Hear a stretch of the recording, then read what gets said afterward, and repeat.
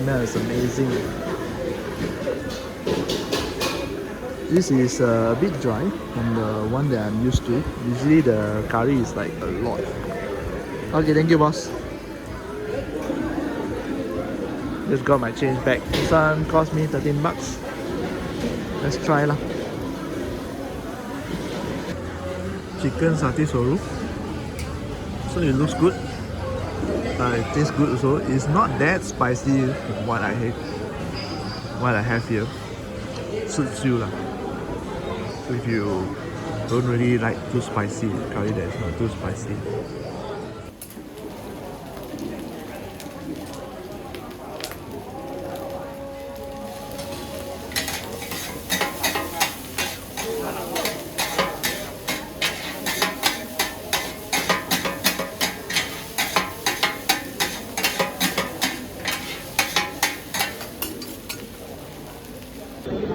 Okay lah, just okay. It looks different from the picture.